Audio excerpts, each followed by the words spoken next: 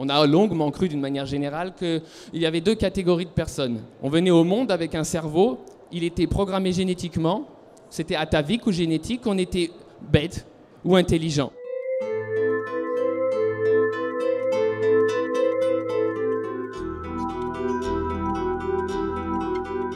Donc il y avait des gens bêtes qui produisaient des enfants bêtes et des gens intelligents qui produisaient des gens intelligents. On s'en est tenu à ça pendant très longtemps.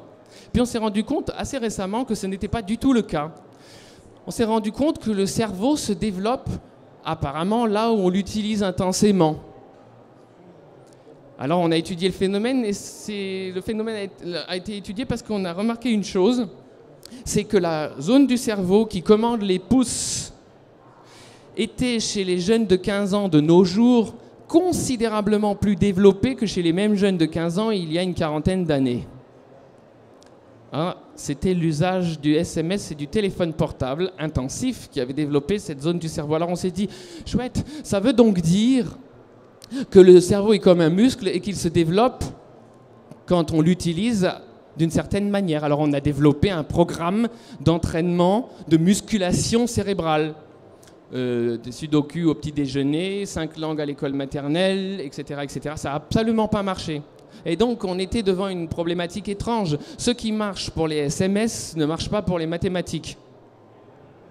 Jusqu'au jour où on a fait la découverte toute simple et toute primordiale suivante, c'est que le cerveau se développe là où nous l'utilisons avec enthousiasme. L'enthousiasme, c'est de l'engrais pour notre cerveau.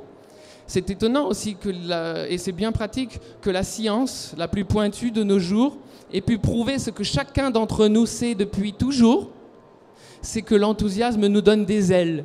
Dans l'état d'enthousiasme, apprendre n'est plus une difficulté. Apprendre se fait tout seul. On ne remarque même pas qu'on apprend.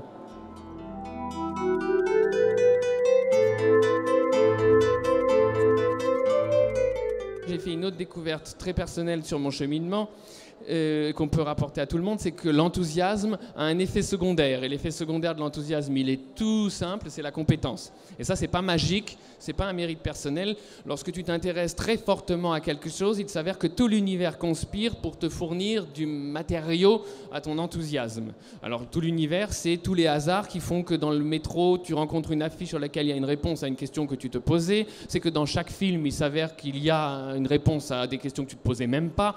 C'est que chaque livre contient toutes sortes d'informations précieuses. Et c'est que également, toute la famille participe. Tous les proches, tout le monde. C'est comme quand un des oncles collectionne les pins, tout le monde collectionne des pins et les lui apporte en brouette entière à son anniversaire, à Noël, etc. La compétence a également un effet secondaire et que l'effet secondaire de la compétence, très logiquement, c'est le succès. Parce que le succès, c'est tout simple, c'est que comme tu es très compétent, il y a un moment où quelqu'un va avoir besoin de ta compétence, mais impérativement. Donc il va avoir besoin de toi. C'est ça le succès.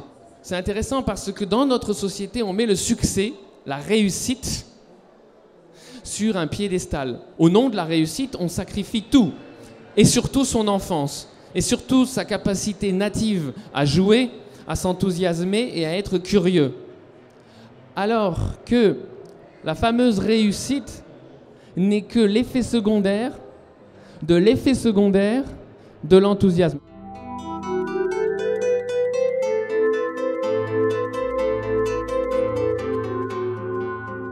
Quand je me suis enthousiasmé pour l'allemand, je disposais de toute ma journée. Donc je pouvais faire 6 heures d'allemand par jour sans que quelqu'un vienne au bout de 45 minutes me dire que c'était l'heure de faire des mathématiques. Il n'y a pas d'âge pour apprendre et on apprend de la même manière à 85 ans qu'à 8 ans. Autrement dit, il n'y a aucune raison de se forcer à apprendre des choses inutiles parce qu'elles n'ont pas de pertinence dans le contexte actuel d'un enfant, sous prétexte qu'on ne pourra pas les apprendre plus tard. Et il y a toute une société qui fonctionne comme ça, qui recherche en permanence la lacune. Et alors, le résultat, c'est qu'on se dit, bon, alors dans quel domaine ai-je une lacune? J'ai une lacune en mathématiques, donc je vais beaucoup travailler les mathématiques afin d'obtenir la moyenne. Et moi qui n'ai pas vécu dans ce cadre, et je le répète, ce n'est pas un mérite personnel, j'ai pu toujours me poser la question inverse. Dans quel domaine suis-je bon? Alors pourquoi je suis bon dans certains domaines? C'est tout simple, parce qu'il m'enthousiasme. Donc ça, on le sait depuis tout à l'heure. Et c'est dans ce domaine justement que j'ai appris à travailler, dans celui dans lequel je suis bon pour devenir encore meilleur. Et au lieu de chercher mes défauts, je vais plus rencontrer mes compétences. Effectivement, on se plaint de ce que les gens ne savent pas au lieu de s'intéresser à ce qu'ils savent.